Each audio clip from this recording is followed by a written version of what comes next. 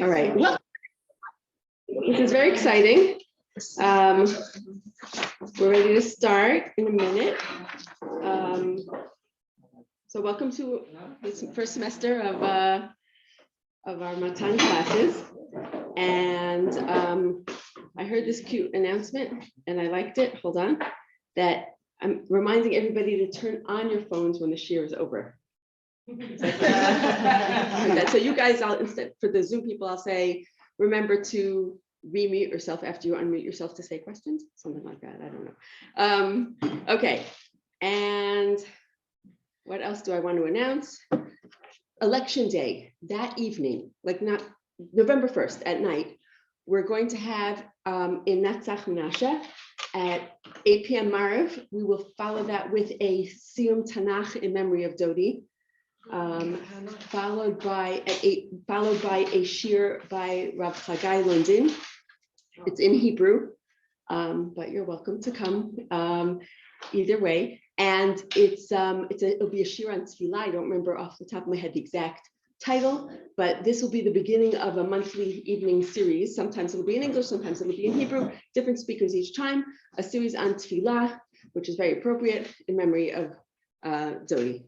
So that was that announcement. And where is another announcement? I deleted my announcements. Oh, I know where I put it. Hold on. I'm sorry. Yep, that's it. Registration is open on the website. So, okay, we're ready to start. Okay. Yeah, it's all sorted.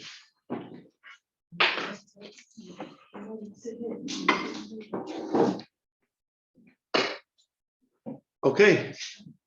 Boker Tov, Shabbat Tov. We are now Acharei Chagim, after the festive period, and starting a new month this week.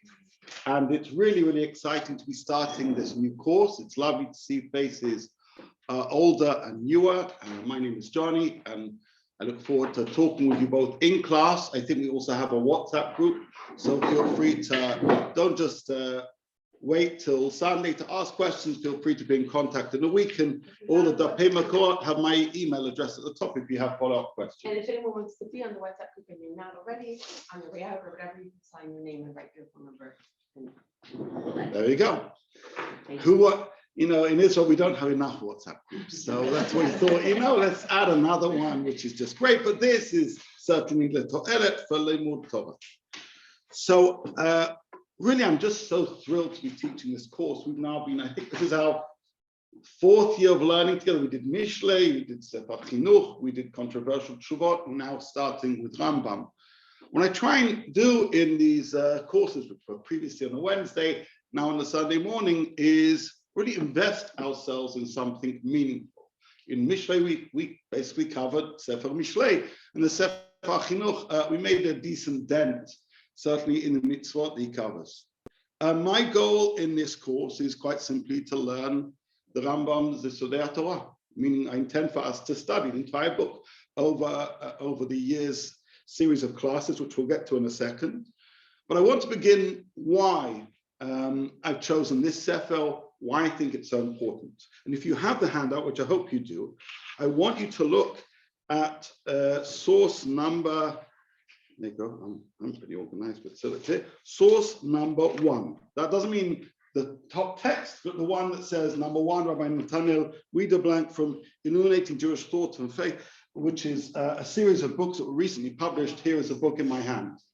And what does Rabbi Wiedeblank say? He says, to be a good Jew, one must know certain things. This is why we must study Machshava.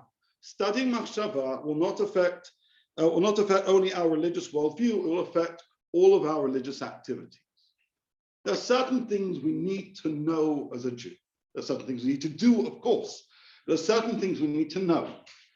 And through various conversations, and I've spoken about this, I did a podcast with Scott Kahn not so long ago about this, I've come to realize that a lot of us actually don't know the things we're supposed to know. We think we know the things we're supposed to know, but we don't. We don't dedicate enough time to studying Machshava. That doesn't mean that we need to be philosophers. I'm not a philosopher. I don't come as a philosopher, but it does mean that we need to expend a certain amount of effort and energy reflecting on key ideas, key teachings, key values, key principles in Judaism in order to live Judaism right. And if you don't do that, if you have a misunderstanding about the basics, sometimes that then has an impact on how you live your Judaism, and you wonder, why am I doing things kind of wrong? And the answer is because your first principles were never crystallized in the way they needed to be. So having been troubled by a series of conversations I've had over the past couple of years and talked about this and actually did some surveys about this and did a podcast with somebody about this and realized that this is a phenomena, if we call it a problem, and not claiming to have all the answers, I say, okay, well, let's go back to some people who at least attempted to give us some guidance on these topics. And the Rambam does that. The Rambam opens his Mishneh Torah with Hilchot Yesodei HaTorah. And so this course is as much for my benefit as your benefit. And it's not that everything that the Rambam says is what we think, but certainly his words are an important starting point. Meaning we should know what he says, and then if we hear of other opinions, we can then engage in conversation as to why the Rambam think X and other people think Y, etc. Let's inform ourselves about Jewish thought, about Machshava. So that's the goal of this course. This is the goal of us studying Hilchot Yesodei HaTorah. Now, what is the Mishneh Torah and what is Hilchot Yesodei HaTorah? Well, the Mishneh Torah, I presume you've heard of, is Rambam's magnum opus in terms of his contribution to halacha. We'll talk about him in a minute. It spans 84 books divided into 14 sections and contains 1,000 halachot. That's the Mishneh Torah, sometimes known as the Yad HaChazakah, because it's divided into 14 sections. Hilchot Yesodei HaTorah contains 10 chapters and specifically 88 halachot. And yes, I did count, right? So we are covering 88 halachot of the 1,000 in the Rambam Mishneh Torah, 18 chapters of the, how many did I say before? Much more, of the different chapters in the Mishneh Torah. But most significant is the Rambam begins his Mishneh Torah with Hilchot Yesodei HaTorah. This is itself significant, because it seems quite clear that the Rambam believes that before we continue to discuss all those things a Jew should do, a Jew should understand all those things a Jew should know. And that's why we're here. That's why I began with that quote from Reading Blank. And that's why I think the Rambam begins his Mishneh Torah with Hilchot Yesodei HaTorah. Now, just in terms of how we're going to go through things, well, you'll have right now a handout. This handout currently contains the introduction to the Yesodei HaTorah of the Rambam and the first halakha of the first chapter of the Rambam. Can you see that there? That Hebrew is vowelized, and that, well, it should be, no, the first bit isn't, but the actual text is, and the English translation is Eliyahu Tuga's translation, which some of you may have in book form, which is now also available online. For those who wish and have already made it took a little bit of time, but I think it's worthwhile, I prepared a 38-page booklet just of the Hebrew English of the entire Yesodei Torah. We'll send it in digital form for those who want, and we'll print it for those who want after our second week. Once we know who's actually coming, we'll print that quantity of booklets, and you'll have a 38-page booklet, Hebrew English of the whole Yesodei Torah, which you can use as reference, you can review, learn on Shabbat. In addition to that, though, I am delighted that some of you have brought your own personal copies of the Rambam, because it's nice, it's important to be able to know that the Rambam is a book. And most of my learning I do on Shabbat, and certainly I was going through the Rambam just yesterday ahead of our shield today. And so feel free to bring your own personal copies of the Rambam if you have it, Hilchot Yesodei Torah, which is in Sefer Mada, right, the first volume. Bring it, you can study it, and that's fantastic. I'll make the English available, but though we shouldn't feel beholden to that translation. Nevertheless, since that translation is now publicly accessible, I've made it available for us too. With that in mind, let us begin, and let us begin by discussing who is the Rambam, because though our task is to understand the Rambam's Yesodei Torah, I feel in this class where we're going to study Hilchot Yesodei Torah, we first need to understand who he was, just in terms of pace. How many classes do we have this entire year? Anybody know? The answer is 30, I counted again, of which one is a pre-Pesach Iyun. So we have 29 classes on Hilchot Yesodei HaTorah. And when you do the math of 88 halachot, I said 88, yes. When you divide it by 3, it means it's going to come out to about 3 to 4 halachot per class. And what we hope to do is we're going to begin every class learning those halachot and then discussing this. Here we're doing a slight introduction.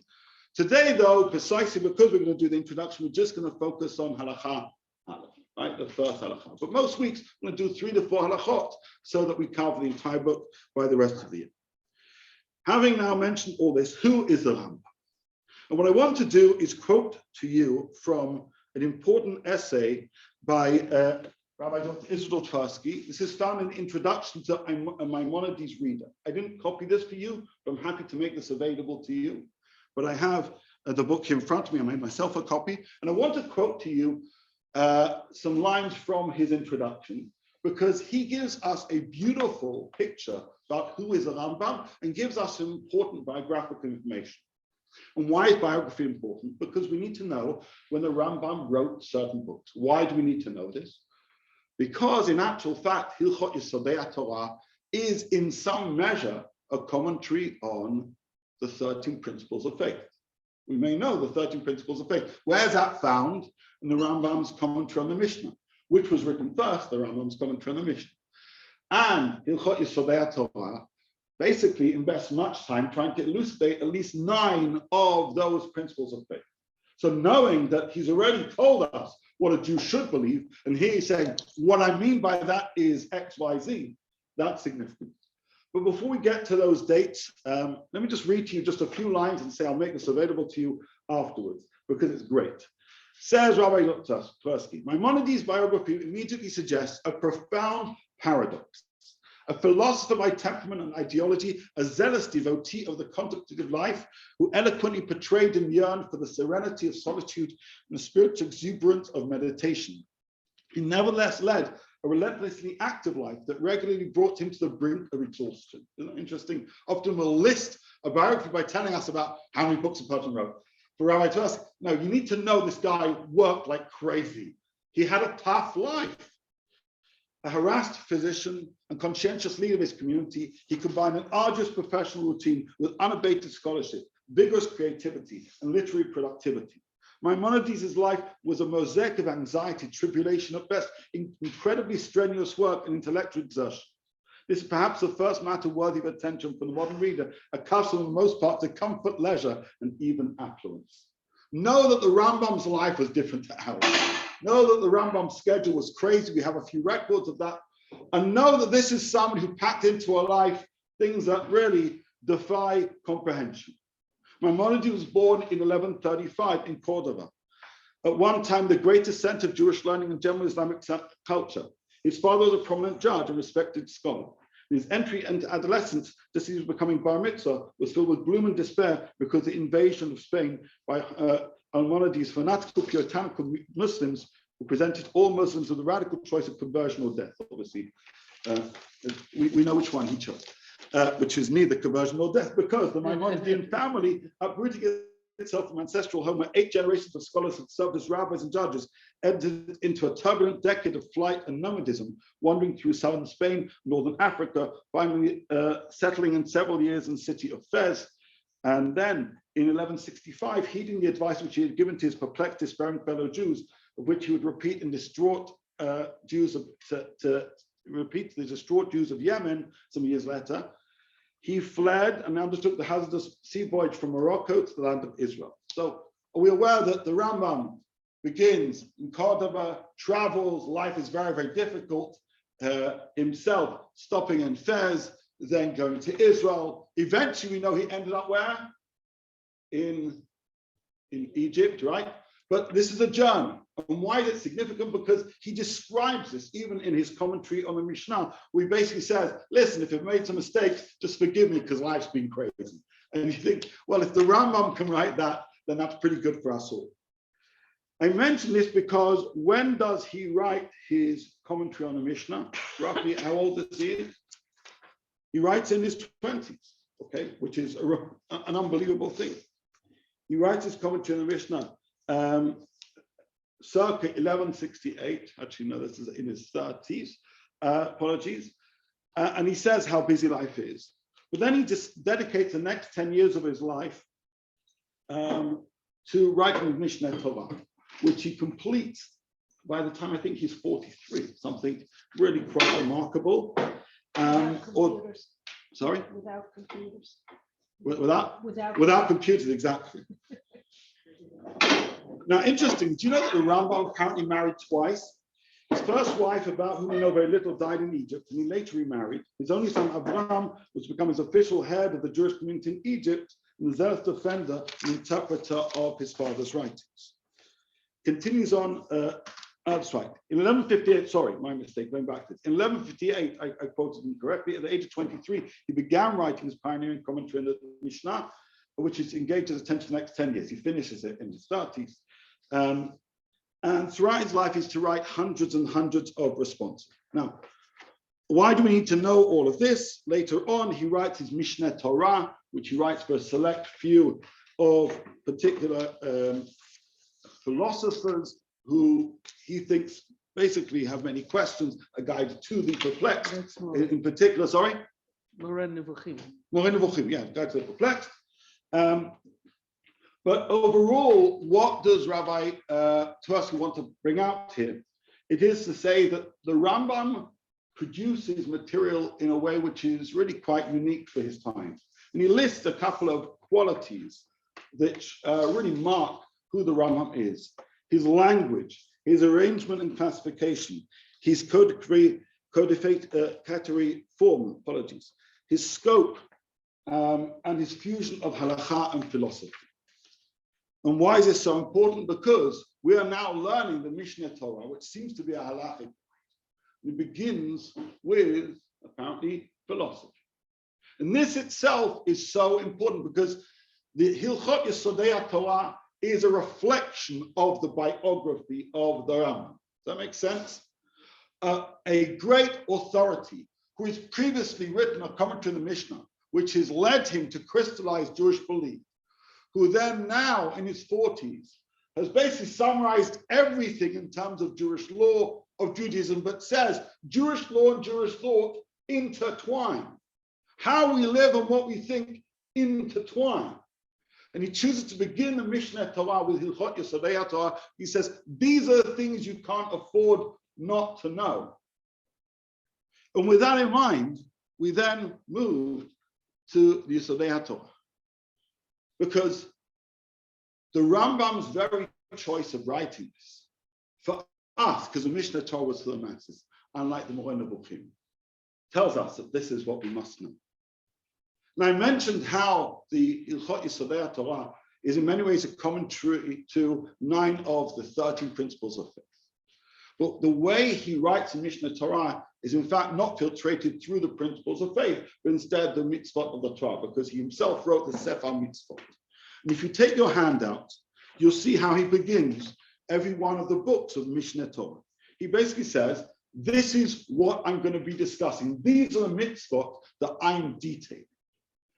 Because the Hilchot Yesodei Torah isn't mere machshava. We are commanded to be machshiv. We are commanded to think certain things. Where do we see that? Have a look. He says, Hilchot Yesodei Torah, yesh bichlan 10 mitzvot, 6 mitzvot aseh, 4 mitzvot lotas. He says, within these 10 chapters, I'm alluding to 10 Torah commandments, 6 positive, 4 negative. So Pirutan, and this is what they are. I'll list them in English. To know that there is a God, not to consider the thought there is another divinity aside from God, to unify him, to love him, to fear him, to sanctify his name, not to profane God's name, not to destroy things associated with God, to listen to a prophet who speaks in God's name, not to test God. This is what we're going to be covering over the next 29 classes. 10 Torah commandments, which are a mirror of 9 of the 13 principles of faith, where the Rambam takes the view that he must begin his halachic guide with what we know or what we should know, because what we should know is what is expected of us and certainly reflect how we live as Jews. Any questions so far? I know I quickly ran through that piece by Rabbi Tversky and say I'll send it to you, but I felt at least some minimal biography was necessary. Any thoughts, questions? Okay. Now, let us now take a look at our handout. And let us have a look at the first halakha of the first chapter of Hilchot Yesodei HaTorah. And what does he say? He says as follows: Yesodei Yesodot ba'amud ha'chachmon, le'da sheyesh sham matzui rishon, u'mamtzi kol nimtza. Chol nimtza'im ha'shamayim va'aretz, ma shebenehem, lo nimtza'u ela mitat ha'nimtza.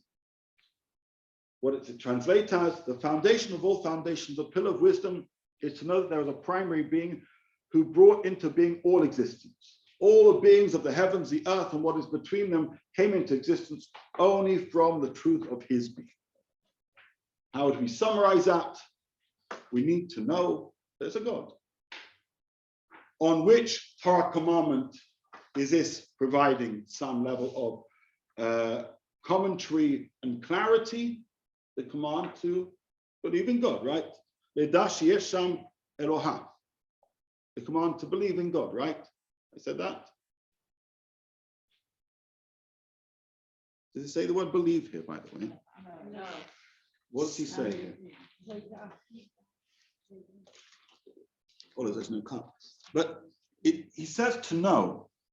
Did you notice that? Yeah. He doesn't say lahamin. He says le'da. He's saying to know that he's the source of everything. Okay. And there's none other. Not to believe. No, well, he doesn't say not to believe. No, I mean, doesn't necessarily mean it. Once you can internalize this knowledge, then you will believe. It's a fact. Belief. So let's pause here for a second, because this becomes one of the first big discussions about what the Rambam is talking about in Hilchot Yesodei.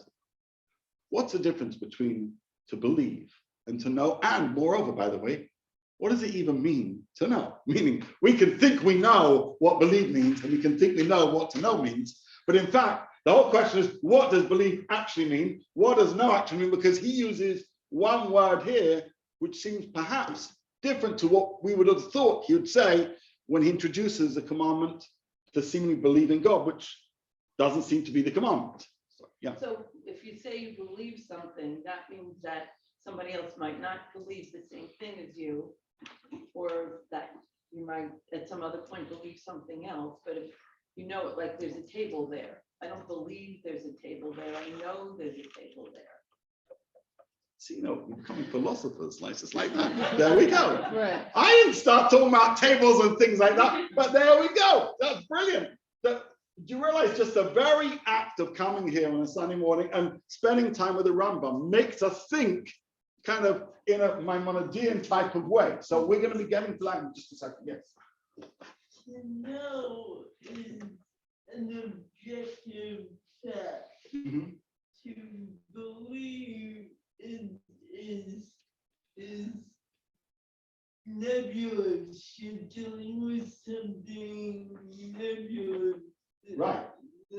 There's something much more fluid, subjective, right, about belief, which we talk about as if I believe X, Y, Z, but the Rambam apparently seems to think that that's the wrong word.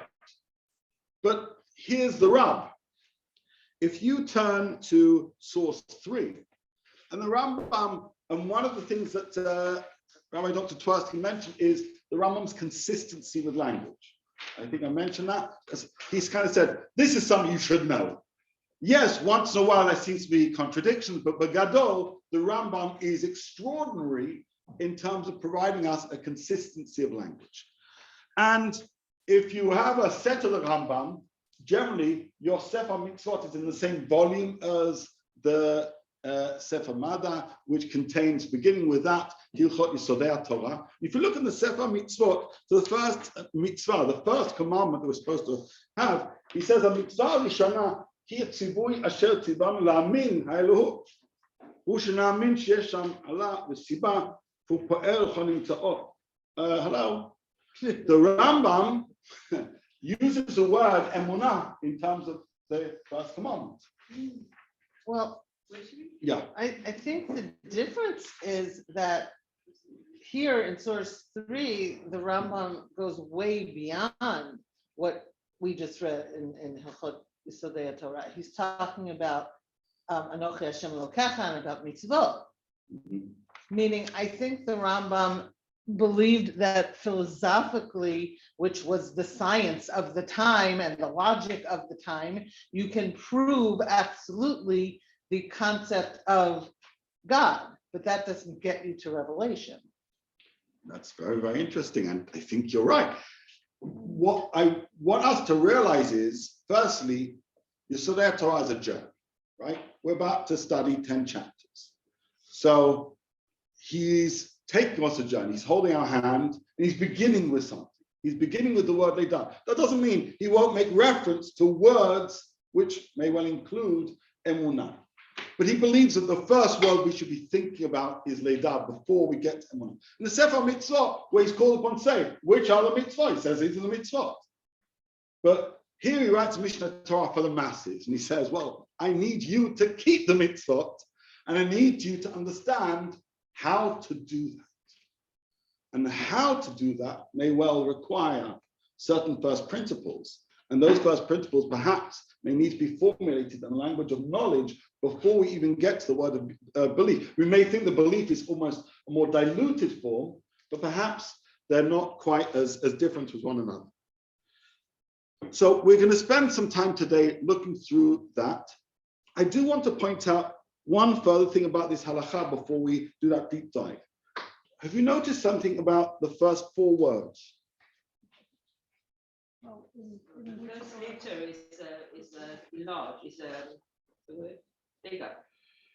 The first letter is in large. Hashem's name. Oh, Yud Kei Vav. But it says it that way. Right. The first 4 words begin with the letters Yud Kei Vav Kei. You notice that? Same thing with the Mesilat Yesharim and a few other books like that. And you think, well, that's not like that hidden. Why does a Rambam deliberately do that? Rambam doesn't use much numerology, but notwithstanding that, that's deliberate, okay? I'm going to presume that the Rambam uses deliberate language, and especially you think about deliberate language when you open your magnum opus. So why does he begin with Yud Kei Vav Kei? Because, well, it could well be out of great appreciation of Subliminal kind of effort. that too. He wants us not just to be talking about God, he wants us to be thinking about God. This first line of this first chapter of this first book is all about God. All about God. Explicitly and even implicitly. Why? Why? Because how can we live as Jews unless we think about God? Which seems like the simplest thing possible to say. But it isn't. But it isn't. It isn't because people get nervous when they talk about God or feel uncomfortable or something. He's saying this is it. Right. He's saying this is it, and in many ways, this is why we're here. Because I actually think that these first principles have become forgotten. That we are less God conscious than we should. Forget implicitly, even explicitly. And the Rambam says you can't function without this. I quoted Rabbi Blank earlier. To be a good Jew, you must know certain things. What's interesting One, though. one second, sorry. I'll come back to you. Perhaps what he's saying by using the name of Hashem of Yud Kei Vav Kei, which is the name of Hashem for Chesed, Right. is that it's easier if you can have that knowledge. If you look at, like you're saying, it's difficult to see Hashem or to think about Hashem, but if you look at the Chesed part of Hashem, instead of focusing necessarily on it, I mean, you have to focus on people look at both, but like the Din part, maybe it's harder to know Hashem in that way and easier. Or it's a chesed that Hashem gives it to us that we can have that knowledge. I think that I love the first bit, and your second point is even more beautiful. I think there's a chesed that God gives us to be in a relationship with God. And we're going to see why I mentioned the word relationship a little bit later on. But yes, it's significant. It's not just any name of God. It's the name of God. Although this Yesodei Torah contains a significant focus on the names of God. There's a chapter dealing basically with Hilchot Nizah, what names of God are holy, and therefore obviously what things can and can't be, thrown into a trash. So the names of God are part of this book. This is where we learn those halachot. But God's names matter, and God's presence and God awareness matters even more. Sorry. I was going to say what's interesting, going back to the difference between know and believe, is that he's almost saying that everyone, it's not a matter of Jews, everyone should be able to come to this level of knowledge. Okay. And that's very different than what, once we have Nesora, we then believe a whole bunch of other things. But this basic thing is just fundamental to the world. Right. So to rephrase, it's as if we're getting to Yesodei HaTorah, but right now, chapter 1, halacha 1 is Yesodei. Everyone needs to be there. And Sefer Mitzvahs, he's talking to the Jews, basically. Here, and Yesodei HaTorah, he's going to be talking about things, talking to the Jews. But actually, we expect, and the Rambam is very emphatic about this, that all humanity has a God awareness. And so, Yesodei B'amud HaChochmot, Leida, it's a Chochmah. This is, Chachma going to Amin. We expect the world to know this fact. It's as if he's saying, of course, everybody knows. Well, it's as if he's saying, of course, everyone should know. Right. Now, before we actually spend some time exploring this language of Lidai, especially, what I want us to do is have a look at the bottom. And in terms of my method, I don't come, as I say, as a philosopher. I'm here as a seeker. No wiser than anybody else here. What I hope for us to do is thoughtfully learn the Rambam. That's it. We're not going to comprehend to there's billions of commentaries. We're not going to be able to look at every perush and every halacha. I will, of course, do my utmost to look through many of them and try and bring what I think may well speak to us. But we're going to look at commentaries old and new, right? From almost contemporaneous to the Rambam to contemporaneous to our time. And with that in mind, I want you to look at the bottom. There's a Hebrew section, number 2, where it says, HaPerush al Hilchot Yesodei HaTorah. Now, in terms of commentaries on the Rambam, I say there are many. One of the most famous is on the left-hand side, you can see at the top, it says Kesef Mishnah. Do you know who wrote the Kesef Mishnah commentary on the Rambam? Of Yosef Karo, who was to write the Shulchan Aruch, meaning he's everywhere as well, that guy. He writes a commentary on the Rambam, writes a commentary on the Torah, and he writes a Shulchan Aruch. He also writes Magen Mishnah and all these kinds. Not the Magen Mishnah, but nevertheless, on the right-hand side, there's a book which even I myself said Perush, like did somebody miss something out? It says Perush, and there's like a blank. Can you see that there? Yeah. And you think, well, what does Perush mean? And I did a bit of digging, and the answer is for the first 4 chapters of the Hilchot Yesodei HaTorah, we have an almost contemporaneous commentary on the Rambam, apparently, although I don't know much about him, by a rabbi called Rabbi Ovadia Baladavi, which was so significant that it was incorporated in the printings of the Rambam, alongside the Kesef Mishnah for the first 4 chapters where I have a commentary. Then we don't have anything more. This guy also wrote a commentary on the Rambam's Hilchot Kiddush HaChodesh, which also appears.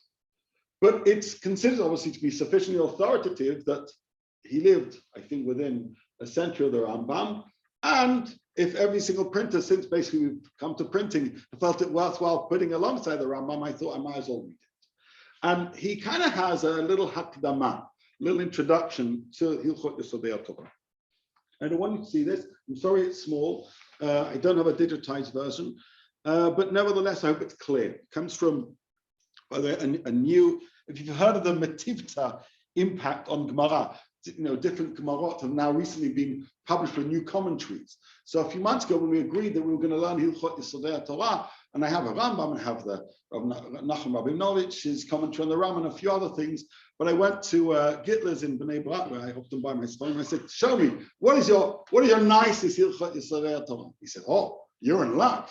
They just finished a new Metivta-like commentary on the Rambam." I said, "Well, I don't know I'm like, how much it cost, right? But anyway, it's a nice reprint of the Rambam with a collection of lots and lots of different commentaries, which has certainly saved me some headache when preparing. And so I've just taken it from here because it's incredibly clear. But can you see where it says Peirush? It says Sefer from the Sefer Madar. He says the first book of the Rambam, the Sefer Madar, the book of knowledge. And now he just explains to us in many ways what Rabbi Wiedenblank says, but perhaps 700 years beforehand. Or Sefer Madar, the Rambam calls this the book of knowledge. Because in this book of Madar and Hilchot, etc., are those concepts, are those facts, are those Jewish values and opinions that a person needs to know that the mitzvot depend on. I love his language. And he says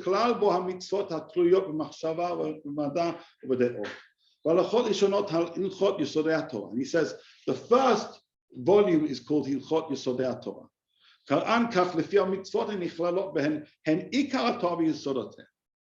The things we're learning in this book are the core of Torah and its foundation. Therefore, the Rambam begins with Yesodei Yesodot. Did you notice that? He uses the foundation of foundations. Let's say this is where everything begins. Because unless you basically achieve truth in understanding the existence of God, that God knows what we do, your faith can't be in Torah. Just think about what he's saying. If you don't understand, basically, that God knows what we're doing, if you don't understand that God exists, you can't live a Torah life. Just can't.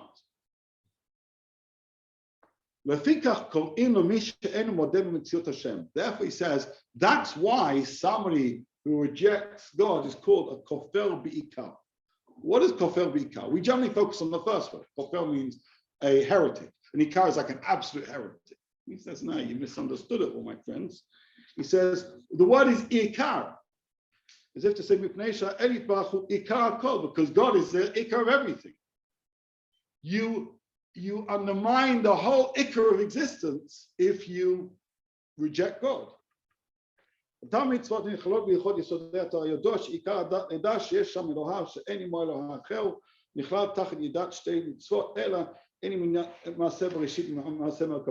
to tell us, here in this book of Yesodei Torah, we are taught that there is God, that there is no other God. And within this discussion in Hilchot Yesodei Torah is a discussion about Maaseh Bereshit, Maaseh Merkava, words we may have heard of, but the Rambam is going to define differently to how we necessarily think they mean.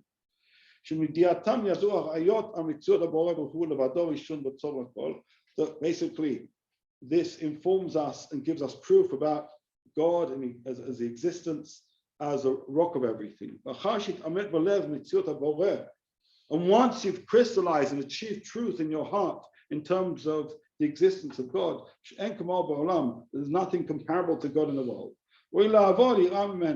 Then you need to understand you've got to love God, you've got to have a fear of God, and then you need to sanctify God's name, and need to listen to the teachings of the prophets. And he goes on to say, ultimately the mitzvot are contain mitzvot ben adam lamakom ben adam lechavero. And the Rambam decides that we need to begin with understanding our relationship with God before we even start trying to understand our relationship with others. I find this commentary just both incredibly helpful, but what he's doing is emphasizing why it's so important for us to dwell on these words. Yesodei Yesodot v'amod chokhmot. This is the foundation of foundation. This is everything. If you've never stopped to seriously study machshava, then to go back to the words of our Wiedem, like to quote again from the Peirush, how can you live? Because then it's likely that your presumption about how God interacts with you interact with God, is based on opinion. But the Rambam here is quite emphatic that opinion alone isn't how things are shaped. Our task is laid out. So what do we learn from this first halacha? Let's go through it again. The foundation, the pillar of wisdom, It's know there's a primary being. Shesh Sham Matsui Rishon. By the way, when it says Sham, what does that mean? That God is there? Does it mean that God lives in a particular road in Ramat Bet Shemesh? Shesh Sham? No. What is a word we often use in association with God? Makom. Makom also seems to limit God, place. When we say Sham, we mean Makom Shel Olam, we mean everywhere. But there is there, wherever you point, there is God. It goes back to that simple song that we may have sung, or may have certainly sung to children. Hashem is here, Hashem. I did a children's service every Shabbat for like 3 years. Oh, it brings back memories. Why he's come? That's an interesting question. And it's one which I'm unqualified to answer because I don't know why he uses something, right? And in many ways, part of the deep study of the Rambam is often why did he use this word? But why he doesn't use another word is like, I need 2 PhDs to answer. So I don't know. Because Sham is distant, it places a distance. Correct, but if you say Khan, you may well say, well, just in Cairo or just in Fez. Or I think Sham means there. And it's, and again, the word Sham in all the commentaries discusses, classic and modern. We hear the word Sham when we think place. And they hear the word Sham and say, don't think place. The Rambam isn't using that word in that way. And part of our journey is going to be learning his language, right? He says Sham. I'm telling you, it doesn't mean a particular locality, even though we think that. It says here in this parasha, I think it's about word is that it's from that, it's kind of, it's from that, what it says, Signon Arabi, they not see on Makom, there is. Right, okay. And Rav Nachum Abinovich goes, he also mentions this.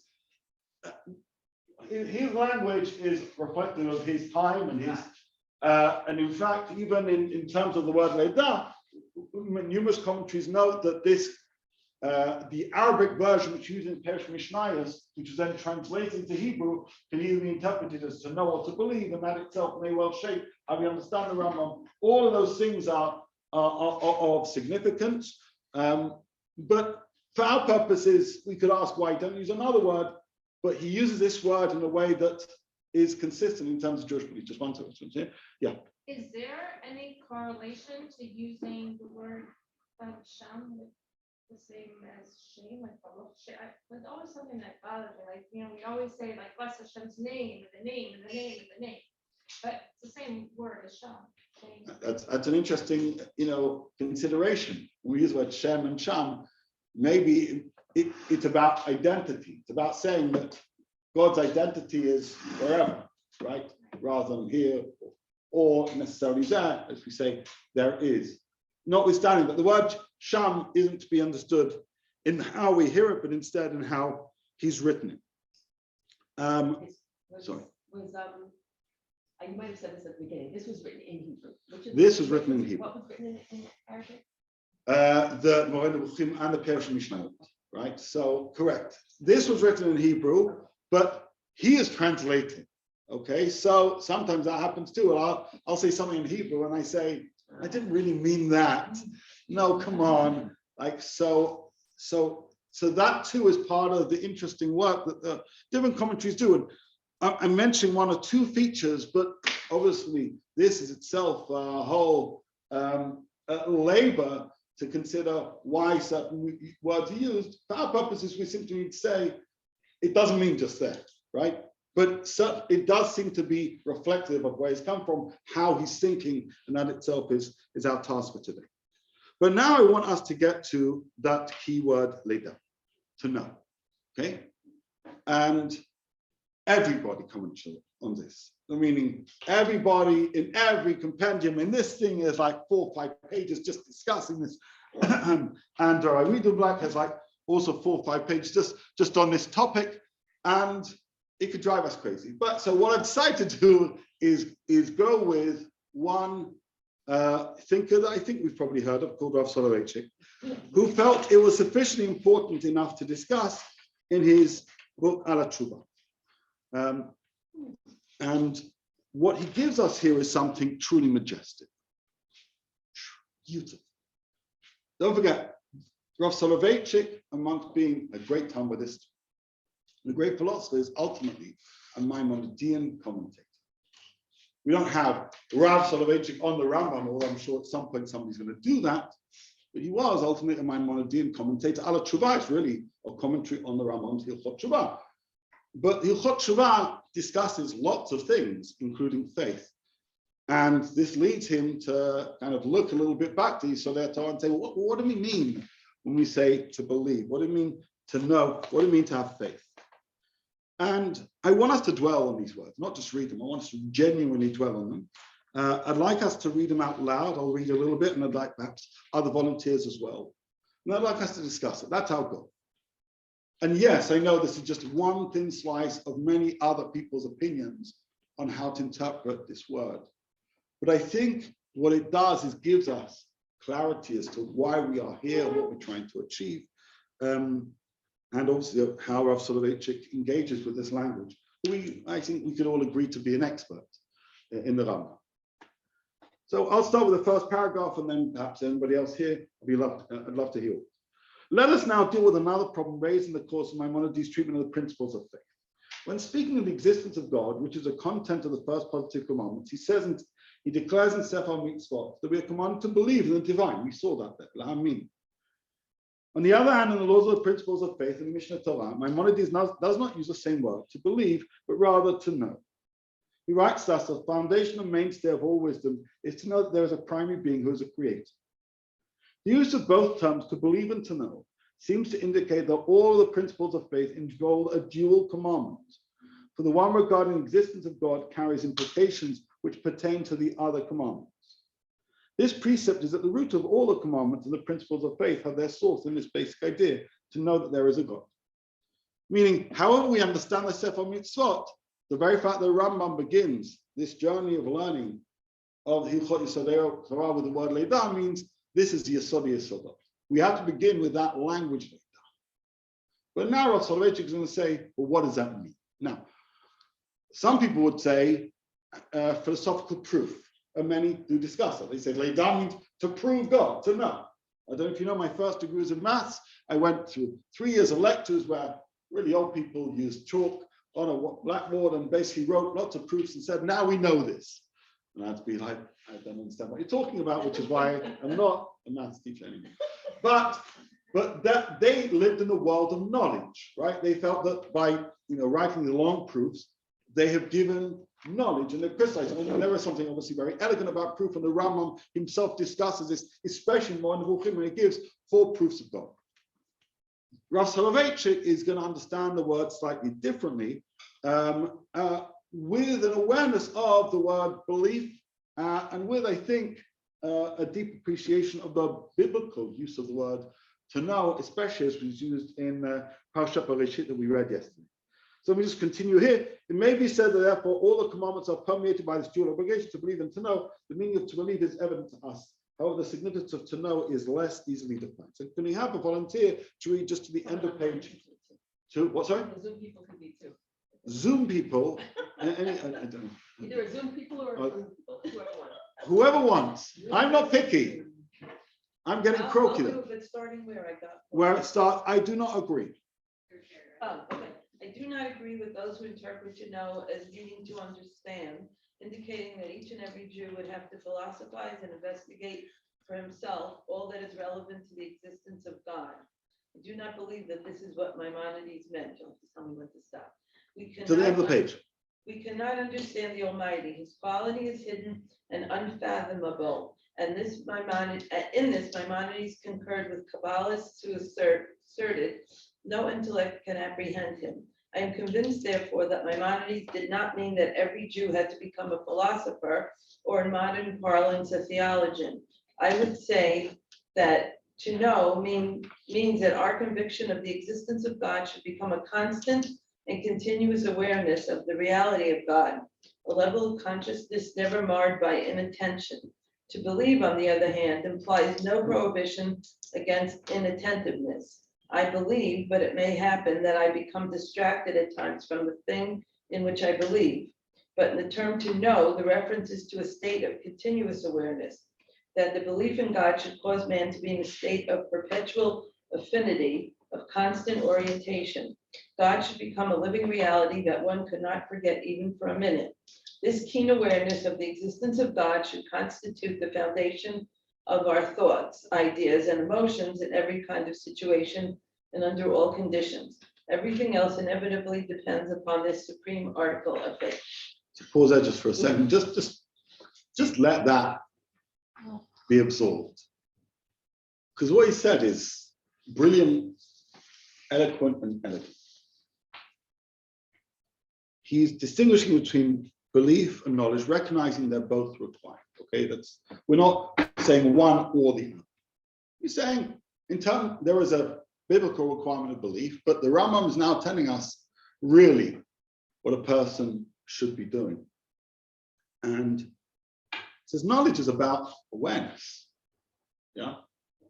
Knowledge is about being conscious of the other, wherever you are, here or there, for that matter. Conscious of God in our life. And the more you consider that, seems, I say, relatively obvious, and I'd certainly say compelling. We now appreciate why not having that can impact your life negatively, and having that will shape your life positively. We understand the Perush, we understand the words of our Avidah, but there are certain things that you must know. Know, not just knowing in your head, knowing in terms of your consciousness. And that consciousness will therefore shape everything that you do. That there is a connection between machshava and maaseh. You saw that in the Pirush, right? And absent of that consciousness will dent, will distract how you live as a Jew. So a quick thought, and then we're going to come back to that. Just two words of Rav Soloveitchik put together.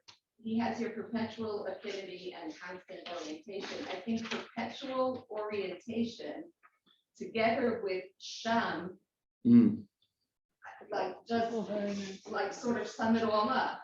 Beautiful. That like, oh, there, like perpetual orientation, always brings you back.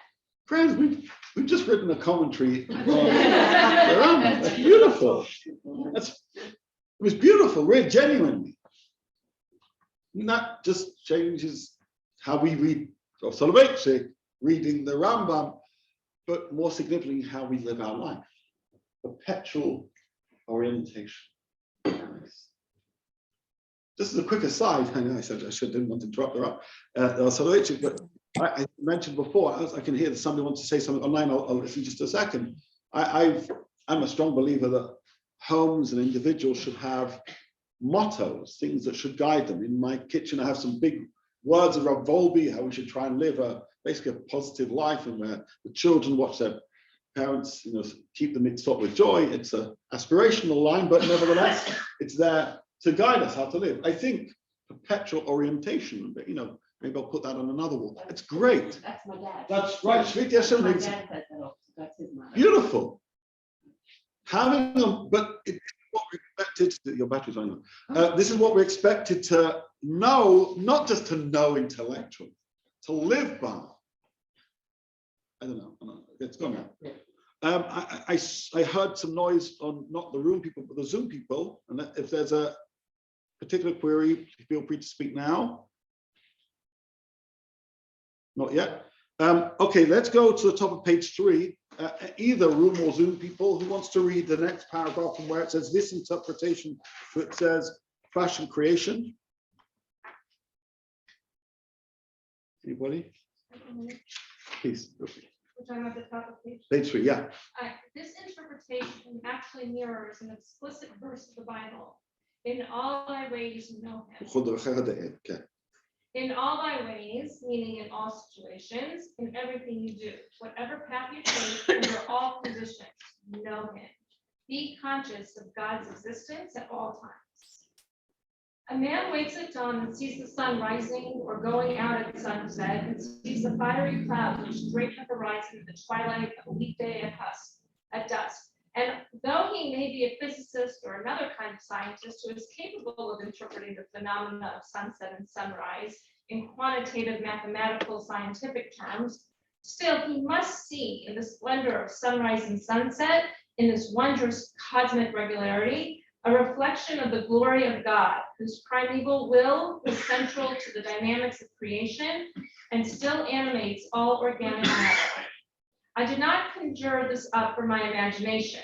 It actually constitutes the foundation of a substantial number of commandments, namely the requirement to recite a benediction before partaking of food and upon seeing pleasant sights. It is written in the Midrash, God help the wicked, for they are like the dead. When they wake at dawn and see the sun rising and fail to recite the blessing, he who is creator of light and the producer of darkness, he who makes peace and creates all. To know means to see the sun rising and to immediately say the blessing, creator of light and producer of darkness. Or to see the sun setting and say the blessing, creator of sunsets. Or to see trees blossom and recite a blessing over this, or to look at the sea and to respond by acknowledging he who fashioned creation. Beautiful, thank you. That's why, by the way, I'm obsessed with brachot. Brachot aren't just things we say, they are ultimately a masterclass of machshava, of Jewish thought. And actually, if we became master bracha sayers, we would become much more masterful in terms of understanding God. Too often, we aren't so au fait with the blessings, and we don't say them spontaneously, and that diminishes, it mechanicalizes, our relationship with God, which itself such, it erodes how we feel natural talking of God and celebrating God's presence. When you see something beautiful and you automatically know it's God, that's knowledge. Just as much as if you smell a certain scent and I say, oh, that's the cook of my grandmother, right? I know it. I don't need a book to tell me. But it would always be offensive. It's a deeper knowledge. It's personal knowledge, right? It's a personal knowledge which gets from your kishkas, but he is also compounded by what you've thought about and what you've experienced and what you deeply know. It's not what you learn in a classroom. It's what you've learned from life. Leidah isn't just knowledge from books, knowledge from existence. Who wants to just read the last couple of paragraphs? Anybody else? In nature as a whole? Please, thank you. In nature as a whole, and especially in its systematic regularity and in the technical character of its processes, in the scientific drama occurring within it, in the exact mathematical relationships between the natural phenomena and especially in the permanent laws of physics, the primeval will of the master of the universe is reflected. A man goes outdoors on a fair summer's day and sees the whole world blossoming. That man comes to know that there exists a primary being who is the originator of all that is, in every budding flower, in every rose opening its petals, in each ray of light, and in every drop of rain, to know that there is a primary being and that he is the originator of all that is. Yet the knowing does not refer to nature alone. It is sufficient that a man reflect on past or present events enough that he read the morning news in the paper, and he discerns the hand of providence and hears the shofar calls of the Almighty. Man is under the obligation of fulfilling the positive commandment of knowing that there exists a primary being responsible not only for nature, but for all of history as well. It is a positive commandment to see God's presence in everything, thus in one's own existence too. When a person feels satisfied, his wife and children are in good health, his affairs are prospering, and he is able to live comfortably, that he feels gratitude toward the creator of the universe. He knows that there is a primary being. He must, as it were, clasp the Almighty to his bosom, for he must sense the reality of his presence in his very house. This is easily proven. Were the Almighty totally absent from his house, then it could not be truly blessed. thou hidest thy face, they are dismayed. Beautiful, thank you so much. And by the way, he continues for a couple more pages. If you have HaTorah, feel free to take a look and see what he says there. I just asked you a question. When Sure. he talks about primary being, that's what the Rambam says. Yes. Matzoi Rishon. Yes, Okay. he's always thinking, Okay. but when a person is a meaningful commentary on the Rambam, which he is all the time, he is always quoting the Rambam, especially when he's making a meaningful comment on Hilchot Yesodei. So, what is Rav Soloveitchik saying? First, he said some beautiful things in beautiful ways. What he's not saying, like some say, is Leidah means academic or philosophical proof. Some people do emphasize that. What he's not saying is that it's an absolute contradiction to belief, that one is subject and one is object. What he is saying is belief is something that a person chooses to have, but then sometimes can kind of turn down the volume on that, yes? Knowledge is not something I can turn down the volume. Knowledge is something which is perpetual. We said this idea, perpetual orientation of always knowing. It is, to use the language of the Tanakh, of yesterday's parasha, Leidah, to be in a relationship, right? To know somebody, biblically, is to be in a relationship with them. And if you're in a relationship with somebody and you don't know it, you're in trouble. So our job is to know that we're in a relationship with God.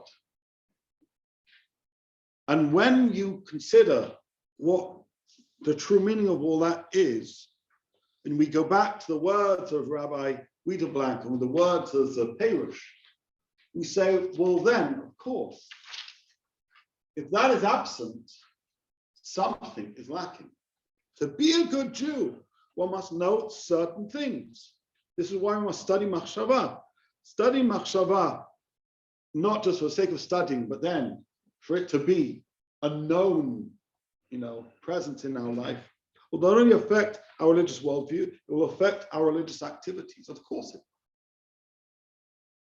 will. Because if you prayed this morning, but weren't fully conscious of your relationship with God, then you said some good words. If you prayed this morning and you were conscious of your relationship with God, then that prayer is a prayer to your Creator, whose presence was aware to you at that moment in time. God is there anyway. The problem for us isn't God. The problem for us is us. And that's what the Rambam is trying to address. Yesodei Yesodot v'amud chokhmah leidah sheyesh sham matzui rishon. Hu mamtzi kol nimtza. What does that mean? He brings everything into existence. And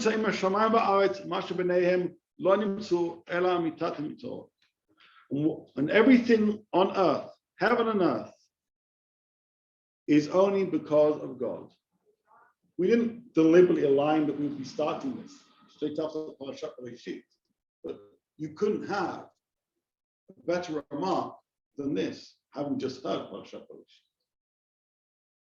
Everything is from God. Every one of us exists because of Ratzon Hashem. Each of us are in a relationship with God. Our task is to know that. Our task is to be aware of it. Our task is to believe that that should thereby shape the things that we do.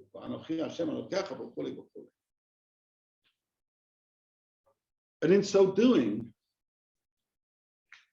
if we bring God a little bit closer to our consciousness, I don't just think we'll become better Jews, which I hope is obvious, and more sensitive, to use the word spiritual as well. I also hope that's the case.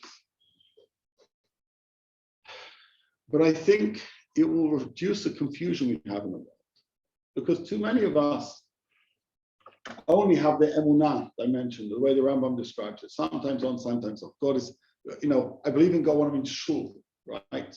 Or in Mashiach. But there are times when God is just a distant there, sham in the not Maimonidean way. God is there. And the Rambam says, don't do that. That's not how things should be. I want to end by simply reflecting back on some of the things I read from Rabbi Dr. Tversky. Why did I think it important for us to know a little bit of the biography of the Rambam? though I read a few lines and say I'll send that introduction for those who are interested. Because the Rambam had a tough life, right? Began one place, suffered anti-Semitism ultimately, went from place to place, trying to find refuge, trying to find menucha, find a bit of comfort. While in his 20s and 30s and 40s and 50s, trying to address all these different things in the world. Why did he become a doctor, by the way? Because his brother, who had supported the whole family, dies tragically. We feel, experiences losses. But what do we get through all his writings, which ultimately he's penning during those different chapters of his life? A person believes that whatever's happening, God is in my picture. What is happening, I am part of a people who basically are privileged to have the commandments that help us really crystallize this dynamic between us and creator of the entire universe. And we see through what he writes and through what he does, a person of faith, a person of knowledge, a person who has a deep God consciousness. We're not just studying the Rambam. I think the Rambam is an example of a person can have different challenges and not lose sight of God in their life. And many of us have different challenges and struggle and sometimes do. And so we are learning this to remind ourselves that we need to think of God not just on a Sunday morning or a Saturday morning or a Friday night, but all the time. When we see a nice tree, or I was just driving on Thursday night and the rain and the lightning, you should think of God straight away. That should be knowledge straight away. Because that's God, as is everything. Because everything is ultimately God. And once we realize that God is everything and God is bigger than everything, then we have a journey to go on to then make sense of what do we do with that? What is our place in the world? What are our responsibilities about making God's name great, Kiddush Hashem, etc., etc. And that's what Hilchot Yesodei HaTorah is all about. So with this, we'll end. Thank you very, very much. And I wish you a great week. Thank you.